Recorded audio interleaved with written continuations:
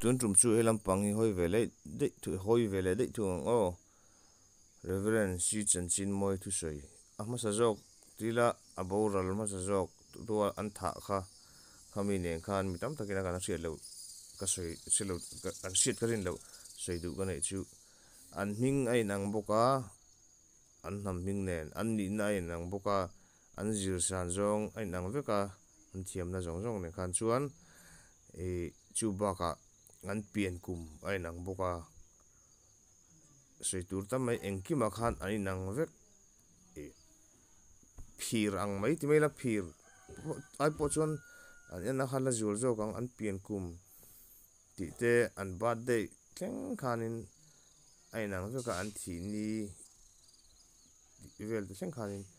ai nang veka ni khang te kha kan la siat lo takin ka siat ang zong kan se ni a karon se kim thui lawa ka tikina karon se thre don ne rem chan tak le Reformation period koran siam thatun laya bishop ho Thuchah yang mai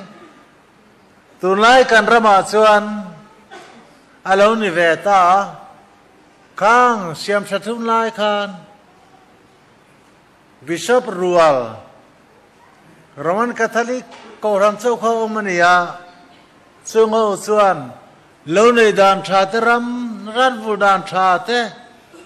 a kong thanai dan tur te ai kim mai development economics te ka pulpitana upui berani van lam hoi re reng lo le sum dong le hausa te na in zom khom vek chi sum lem lo pun rel na tura malak na ko ran kha thang hara sulama soran kal na le ni he cross sansin le Krista sansin thole na ropui de su phum bawang mai na re tawang wanga sawangin khongai na pathian khongai na chau hi ni sandam na mi rieng nun tilim to le tilom tu chu te calvin atena naw chu puita luther atena naw chu puita reformation renaissance siam than na var par arsi ten lo suak soi soya protestant lo pianga pathian khongai na wanga chandam na du tu le pom tu te kan lom khoma protestant kha Roman Catholic nial kal tu te kha kan lo ni ho ta ni kan tu lai ko ran set vel dan zong zong te ka thira mun munain reng sunginari ka sia sanchen bu kan siara atak bokin ka sia tlau bu kan ena ani bokin ka sia koran sanchin kalme ka hian Yeshua sanchin ami khual lutuk ta Krista khongai na hi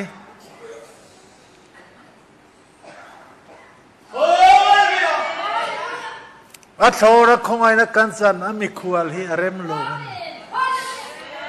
cross wanga ti dang lam si min ti dang lam tu cross sanchin hi re vum mai pulpit luatu tenan soi sualan soi seta pon lo pathian na kai kar nun hi om lo ni so lalpa na kanin lai chen na he are ta vung vunga trau trai rual kan he lo kan la ti renga in khom le thil pek te po kan la ti renga thil pa ngai ti reng chung yani suanen kan do thi na ni mana farisare la kazyak tu te po kha tempuran kala thon ngai lawa an sabat sera thon lawa an kun ni wang tha bo ngai lawa eng man pu pel ngai lawa thona thil lan angai ten an ti vek thina ma sera le suwa do pui berten ni eng ma khatyang ti ve ngai lo mi pui mi suale mi pui veng tu nei lo beram te anga muin e suana khongai na thoria tera acham dam chin ta ni kha zaina yanu nau du tak tu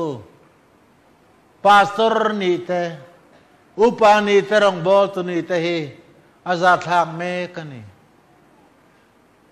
lan mồi về trù la mi pui te ngai lut về ni trù la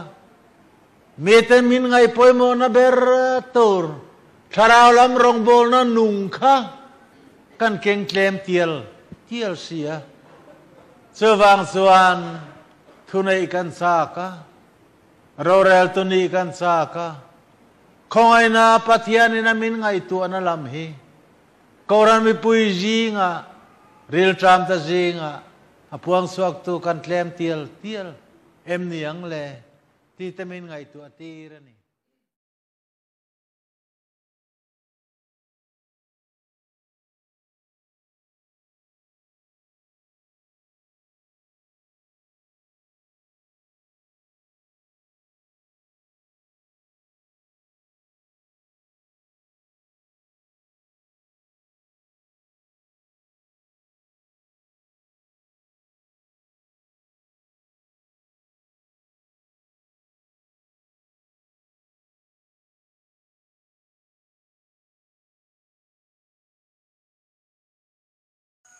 khazam kha sarmon kan ngai thak thei chu ati sia tuna chuan adolya chuanin ama sa zoka boral timayang rong taka an tha an vi hlum tu bawan chut hlum tak pastor Chanchinmawia Thuchah